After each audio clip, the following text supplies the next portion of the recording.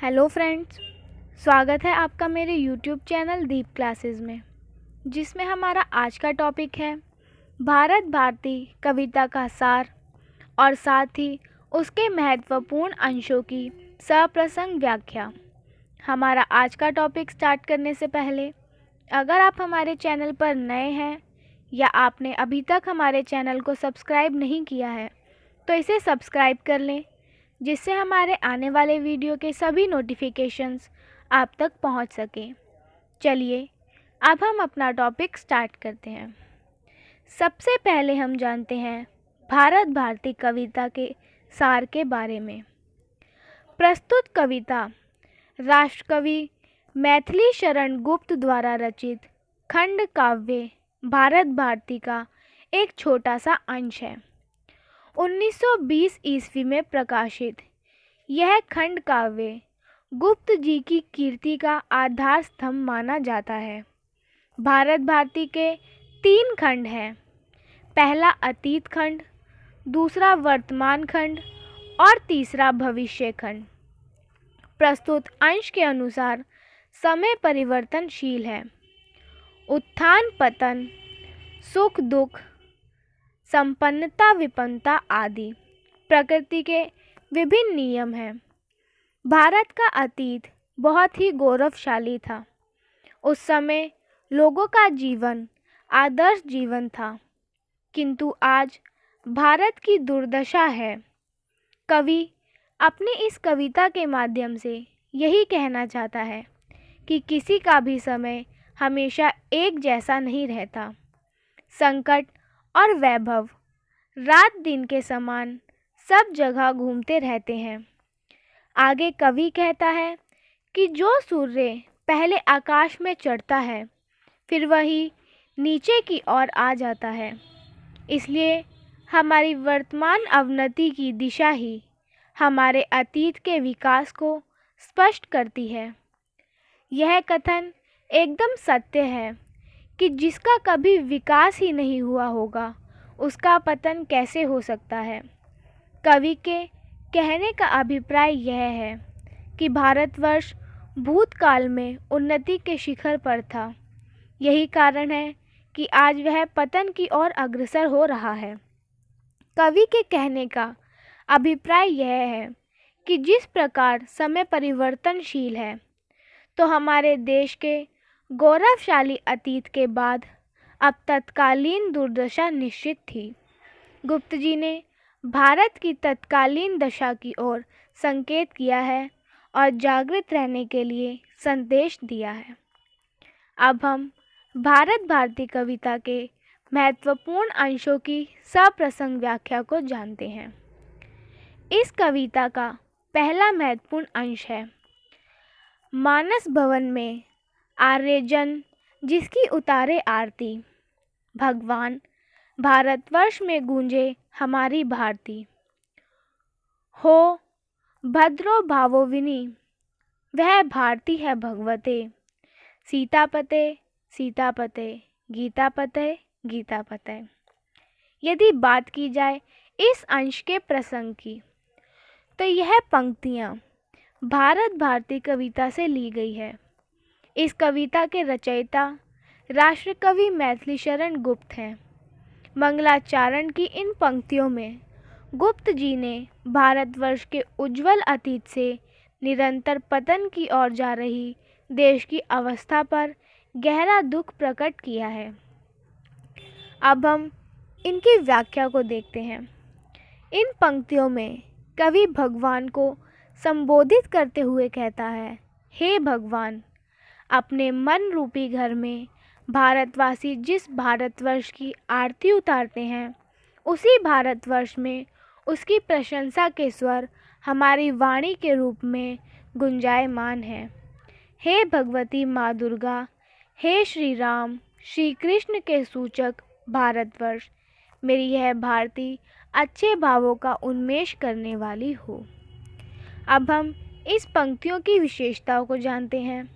इसकी पहली विशेषता है पंक्तियाँ मंगलाचरण विषय के रूप में लिखी गई हैं।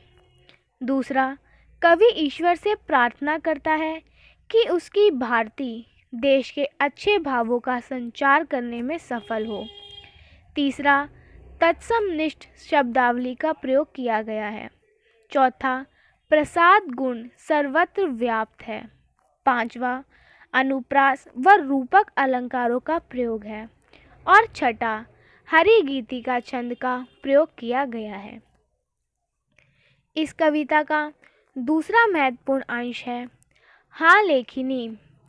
हथपत्र पर लिखनी तुझे है यह कथा, दृक् कालिमा में डूबकर तैयार होकर सर्वथा, स्वच्छंदता से कर तुझे करने पड़े प्रस्ताव जो, जग जाए तेरी नोक से सोए हुए हो भाव जो। यदि इन पंक्तियों की प्रसंग की बात की जाए तो यह भारत भारती कविता से ली गई है, जिसके कवि मैथिलीशरण गुप्त हैं। मंगलाचरण की इन पंक्तियों में गुप्त जी ने भारत के उज्जवल अतीत से निरंतर पतन की ओर जा रही देश की अवस्था पर गहरा दुख प्रकट किया है। अब हम इन पंक्तियों की व्याख्या को देखते हैं। इन पंक्तियों में कवि अपनी लेखनी को संबोधित करते हुए कहता है, हे मेरी कलम, तुझे इस कथा को मेरे हृदय रूपी कागज पर लिखना है। इसे लिखने के लिए तुझे आँखों की कालिमा में डूबकर हमेशा तैयार रहना है। इस कथा को लिखने के लिए तुझे जो भी प्रस्ताव करने पड़े उन परंतु स्वच्छंदता से अमल कर ले। मैं चाहता हूँ कि तुम्हारी कलम की नोक से मेरे मन के सोए हुए समस्त भाव जाग जाएं। अब हम इसकी विशेषताओं को देखते हैं। इसकी पहली विशेषता है, कवि इस अमर कथा को लिखने के लिए कलम से आग्रह कर रहा है। इसकी दूसरी विशेषता है, अनुप्रास, मानवीकरण और रूपक अलंकारों का प्रयोग किया गया है। इसकी तीसरी विशेषता है, हरिगीति का छंद का प्रयोग हुआ है। आगे बढ़ते हैं और देखते हैं इस कविता के तीसरे अंश को। संसार में किसका समय है एक सा रहता सदा, हे निशी दिवा सी घूमती सर्वत्र विपदा संपदा। जो आज एक अनाथ है नरनाथ कल होता वही, जो आज उत्सव मग्न है कल शोक से रोता वही। इसके प्रसंग की बात की जाए तो यह पंक्तियाँ मैथिलीशरण गुप्त द्वारा रचित कविता भारत भारती से ली गई हैं, जिसमें समय की परिवर्तनशीलता के बारे में कवि अपने विचार व्यक्त करते हुए कहता है। अब हम इसकी व्याख्या देखेंगे, जिसमें कवि कहता है, इस संसार में किसी का भी समय हमेशा एक जैसा नहीं रहता। संकट और वैभव रात दिन के समान सब जगह घूमते रहते हैं। इस संसार में जो बालक आज माता पिता विहीन है अर्थात अनाथ है, हो सकता है कि कल वही बालक बहुत से मनुष्यों का स्वामी हो जाए, क्योंकि समय बदलते देर नहीं लगती। इसी प्रकार जो मनुष्य आज उत्सव मना रहा है, उसमें मग्न रहता है, हो सकता है कि कल वही मनुष्य दुख के कारण रो रहा हो। अब हम इसकी विशेषताएं देखते हैं। कवि ने समय की परिवर्तनशीलता के बारे में बताया है कि वह कभी एक जैसा नहीं रहता। इसकी दूसरी विशेषता है, भाषा शुद्ध, साहित्यिक, खड़ी बोली है। तीसरा, तत्सम व तद्भव शब्दावली का प्रयोग हुआ है। चौथा, अनुप्रास पद मैत्री व उपमा अलंकारों का प्रयोग हुआ है। पांचवा, वर्णात्मक शैली का प्रयोग हुआ है। और छठा, हरिगीति का छंद का प्रयोग हुआ है। अब हम आते हैं इस कविता के अगले महत्वपूर्ण अंश पर, जो है, चर्चा हमारी भी कभी संसार में सर्वत्र थी। वह सद्गुणों की कीर्ति मानो एक और कलत्र थी। इस दुर्दशा का स्वप्न में भी क्या हमें कुछ ध्यान था? क्या इस पतन ही को हमारा यह अतुल उत्थान था? यदि बात की जाए इस अंश के प्रसंग की, तो यह भारत भारती कविता से ली गई है। इस कविता के रचयिता राष्ट्र कवि मैथिलीशरण गुप्त जी हैं। इन पंक्तियों में गुप्त जी ने भारतवर्ष के उज्जवल अतीत से निरंतर पतन की ओर जा रही दशा पर गहरा दुख प्रकट किया है। अब हम इसकी व्याख्या देखते हैं, जिसमें कवि कहता है कि पहले इस संसार में सब जगह हमारे ही देश की चर्चा होती थी। उस समय हमारा देश अच्छे गुणों रूपी यश की खान माना जाता था। इतनी बुरी दशा का तो हमने सपने में भी ध्यान नहीं किया था। कवि प्रश्न करता है कि क्या हमारे देश की वर्तमान अवनति के लिए हमारे अतीत का अत्यधिक उत्कर्ष उत्तरदायी था। कवि के कहने का अभिप्राय यह है कि जिस प्रकार समय परिवर्तनशील है, तो हमारे देश के गौरवशाली अतीत के बाद अब तत्कालीन दुर्दशा निश्चित है। यदि बात की जाए इस अंश की विशेषताओं की, तो इसकी पहली विशेषता है, कवि ने समय की परिवर्तनशीलता के बारे में बताया है कि वह कभी एक जैसा नहीं रहता। दूसरा, भाषा शुद्ध साहित्यिक खड़ी बोली है। तीसरा, तद्भव व तत्सम शब्दावली का प्रयोग हुआ है। चौथा, अनुप्रास, रूपक, उत्प्रेक्षा व प्रश्न अलंकारों का प्रयोग हुआ है। और पांचवा, हरिगीतिका छंद का प्रयोग हुआ है। आगे बढ़ते हैं और देखते हैं इसके दूसरे अंश को, जो है उन्नत रहा होगा कभी, जो हो रहा अवनत अभी, जो हो रहा उन्नत अभी, अवनत रहा होगा कभी। हंसते प्रथम जो पदम है तम, पड़क में फंसते वही, मुरझे पड़े रहते कुमुद, जो अंत में हंसते वही। इसके प्रसंग को देखते हैं, तो यह कविता मैथिलीशरण गुप्त द्वारा रचित भारत भारती है, जिनसे इन पंक्तियों को लिया गया है। इसमें गुप्त जी ने भारतवर्ष के उज्जवल अतीत से निरंतर पतन की ओर जा रही दशा पर गहरा दुख प्रकट किया है। इसकी व्याख्या देखते हैं, जिसमें कवि कहता है कि जिस देश ने अतीत में ऊंचाइयों को छुआ होगा, अर्थात विकसित रहा होगा, अब वही देश पतन की ओर जा रहा है। इसी प्रकार जो अब विकसित है, उन्नत दिखाई दे रहे हैं, वह अवश्य ही पतन या अवनति की ओर जा रहा होगा।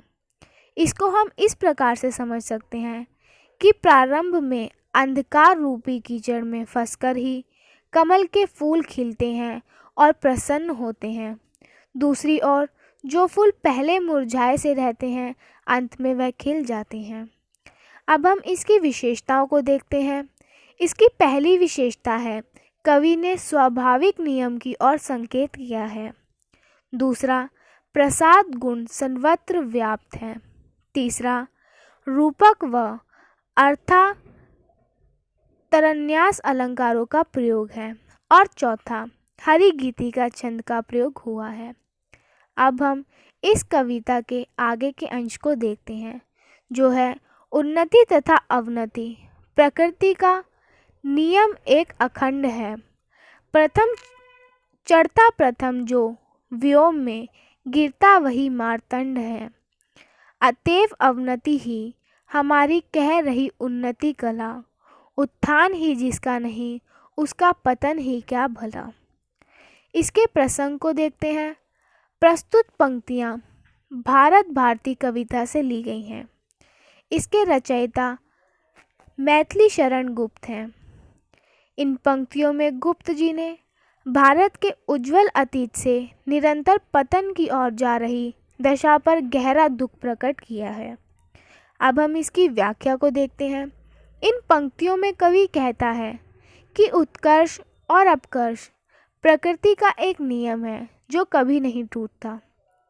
कवि अपनी बात को स्पष्ट करते हुए कहता है कि जो सूर्य पहले आकाश में चढ़ता है, फिर वही नीचे की ओर आ जाता है। इसलिए हमारी वर्तमान अवनति की दशा ही हमारे अतीत के विकास को स्पष्ट करती है। यह कथन एकदम सत्य है कि जिसका कभी विकास ही नहीं हुआ होगा उसका पतन कैसे हो सकता है। कवि के कहने का अभिप्राय यह है कि भारतवर्ष भूतकाल में उन्नति के शिखर पर था, यही कारण है कि आज वह पतन की ओर अग्रसर है। अब हम इस अंश की विशेषताओं को देखते हैं। इसकी पहली विशेषता है कवि का प्राकृतिक नियम की ओर संकेत है।